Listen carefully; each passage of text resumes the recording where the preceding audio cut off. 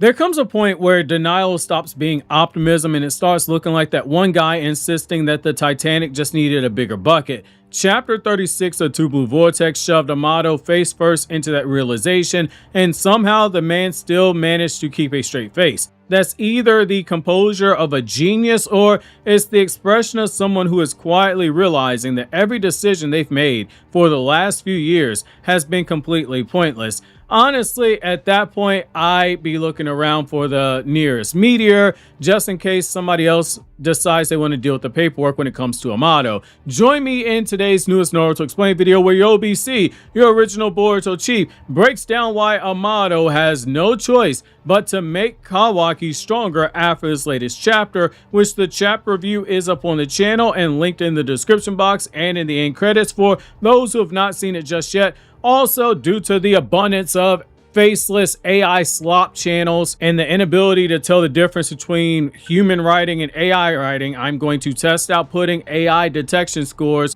on the screen to ease the concerns so long as it doesn't kill video retention.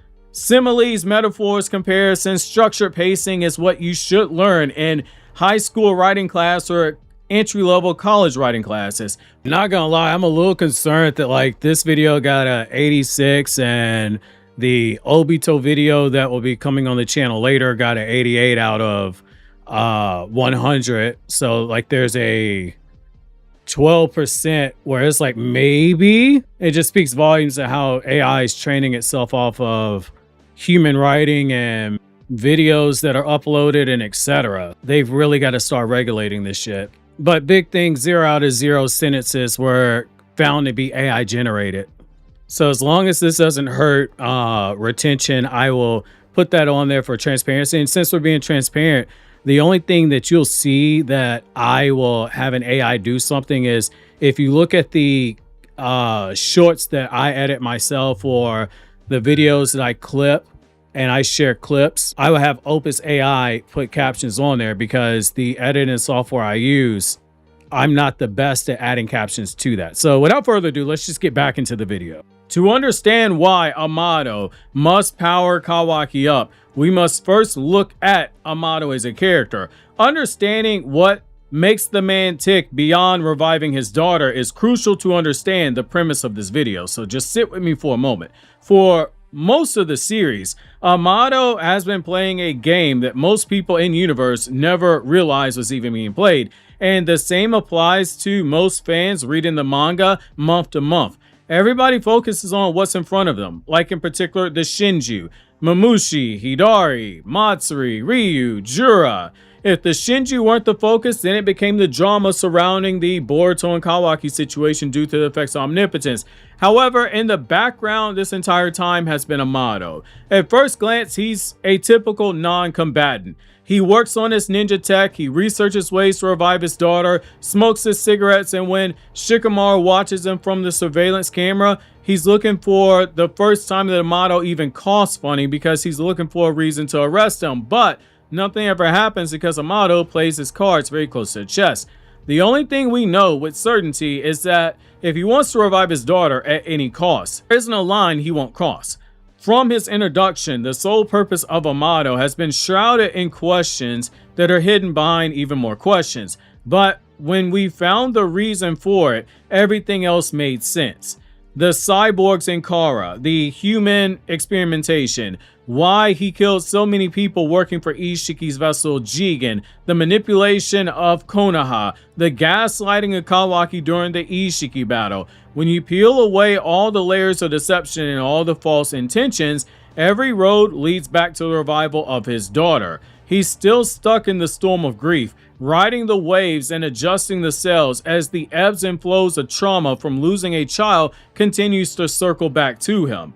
That's why this new development in Boruto Two Blue Vortex is so devastating to him and to that goal. For the first time since his entire plan was put into motion, he was given an obstacle that wasn't rooted in force. And that right there was a problem. If it were force, Amato could have dealt with that. He's not a fighter, but he's taken down people stronger than him by using his brain and most importantly, patience. Instead, Kashin Koji dropped at Amato's feet the one thing that checkmates most scientists: proof. Unlike a prediction, proof is something that can't be argued because it either is or it isn't.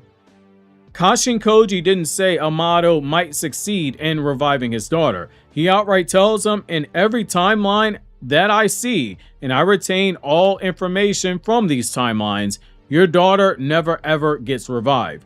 Jura is an awakened Shinju in every timeline.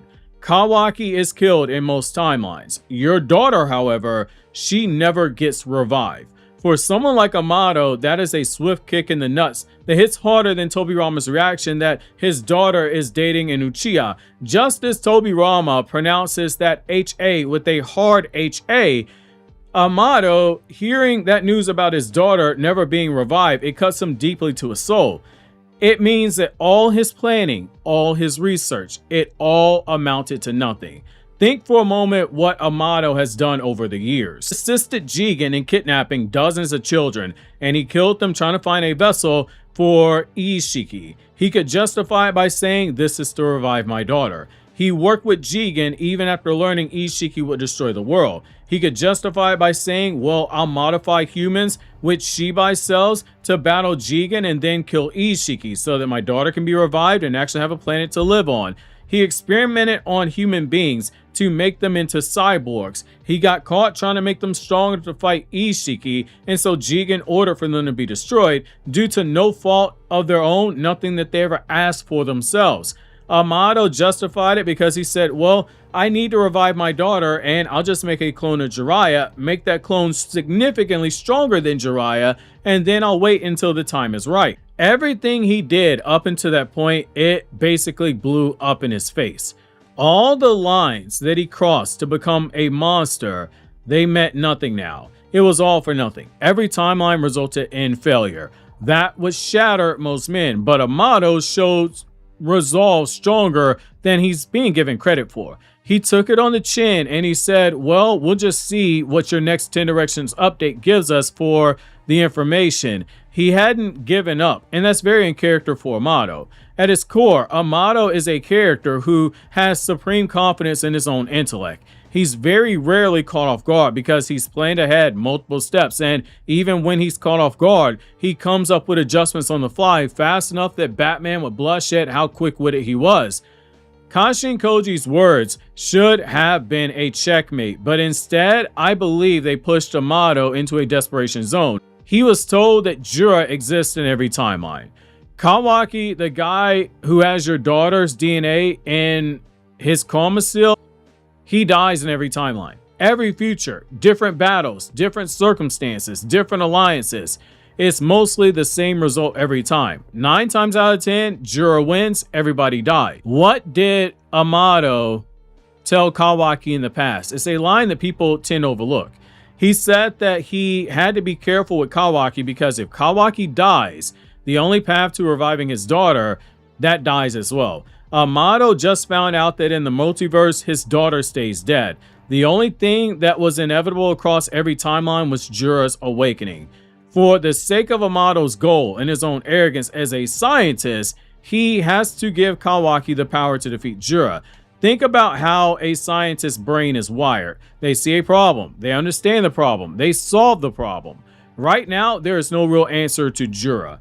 Amato will have it in his head. He has to find one because that's what scientists do. They see a challenge, they accept it, and they finish the challenge.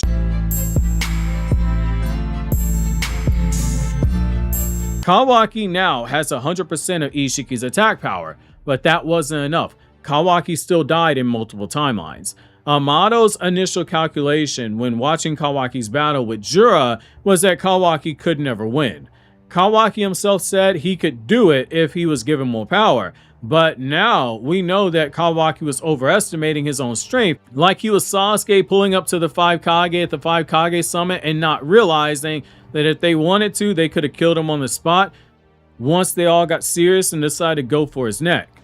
Amato eventually gave Kawaki 100% power on the condition that he be allowed to control that power. He gives 100% offense during battle moments, and all other times Kawaki's power stays at 100% defense. That way Amato can protect his investment because it gives near certainty that Kawaki can't die even when caught off guard. It was a very fair trade-off once you overlook the amount of control that Kawaki just gave to Amato. That's a big thing to overlook, but once you overlook it, it makes sense. From Amato's perspective, Kawaki is his only chance to revive his daughter. So long as he can keep Kawaki on a leash long enough to guarantee to some degree he remains in position to revive his daughter. Under no circumstances can he allow Kawaki to be that mad dog that goes off on his leash on his own. If that happens, that dog ain't ever coming home. Kashin Koji just told him that. However, Kawaki previously asked for more than just Isshiki's attack power. He specifically told Amato, give me Isshiki's full attack power, but also use scientific ninja tools or anything else to make me stronger. The only thing that mattered to Kawaki was the power to destroy everything in front of him. Boruto, Jura, Code. Every threat to Naruto needed to be eliminated, and Kawaki would keep demanding power until he reached his goal, and then he would revive Amato's daughter.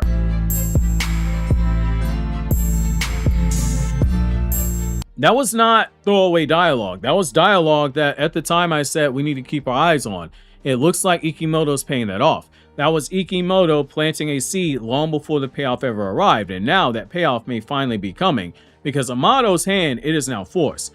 Kawaki hasn't even thrown a punch yet, and he's already lost the battle. Only Code has suffered defeat quicker than that, and that might be debatable, and that's saying a lot because Code's taken a lot of L's. The fact that Amato lost the person he spent years preparing and improving, the only person who can revive his daughter, that is a cruel irony. The mad scientist who defied logic, in every timeline he failed. However, a scientist, when they keep getting the same results in an experiment, they do the one of two things. They either quit and accept the result, or they keep changing the variables until they get the desired outcome. Amato falls into that latter category. The man who outsmarted Kaguya's boss isn't stopping because some Otsutsuki's houseplant that hit puberty decided it wanted to go into rebellion, take the chakra fruit for itself, and destroy the planet. Kashin Koji giving Amato that information just made Amato more dangerous because he's playing with house money like the person that's been told they've been diagnosed with an aggressive stage 3 cancer and United Healthcare won't cover any of their chemotherapy, so they sell everything they own and they went to the casino to gamble it all away because they have no family. When you have nothing to lose, reckless stops becoming a word of caution that you follow. Instead, it becomes a mentality that you adopt, for better or for worse, because you have nothing to lose now. It's just like what the British Special Air Service says, who dares wins. Sometimes you got to roll the dice, take the leap of faith in order to get the outcome that you want, even when it seems improbable.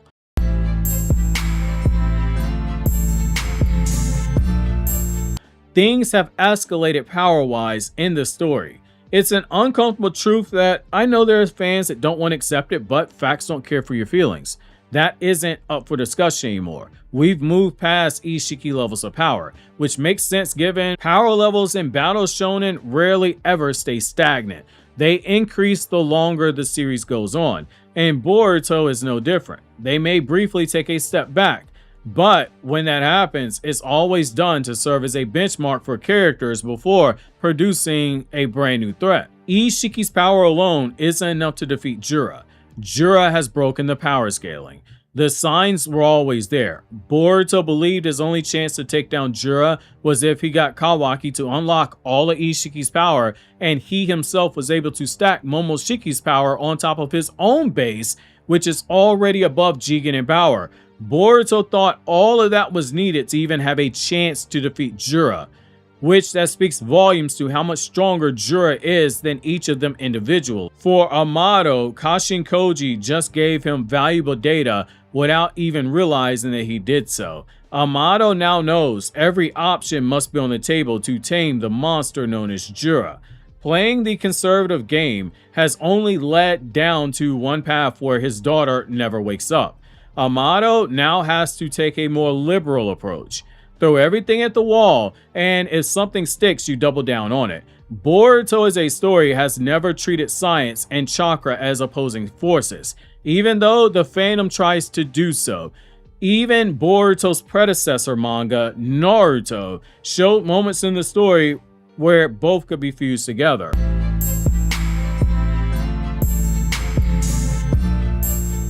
But the stuck in Shippuden crowd closes their eyes when it comes to that part of the manga because it doesn't fit their narrative. You have multiple types of ninja tech. It's not just the shinobi gauntlet. You have amplifier types, which my video, Every Ninja Tech Explained, will be linked down below to give you more information, but the short answer is exactly what it sounds like. Amplifier types, they do just that. They amp up. Amato made clones. Orochimaru made clones. Amato has transplanted the DNA of an Otsutsuki god. He may have to consider doing that again to Kawaki. Give him Otsutsuki god DNA, something Kawaki doesn't have. To ensure that Kawaki survives, Amato may have to stop thinking like Engineer Amato, and he may have to think more like Madoru Uchiha. Take two things and blend them together and see what the end result is. In the end, in that case, the end result may be Purple Scarf Kawaki, but at the very least, Amato's daughter would be revived. That, my friends, is a poetic irony. Amato spent years trying to revive one person, and he may end up creating someone powerful enough who gets to decide who gets to live and who gets to die. Obviously, if you enjoyed this video, consider subscribing. Click here on the left, check out the chapter review, or click here on the right to check out this Naruto Explained video that YouTube says you would definitely enjoy watching.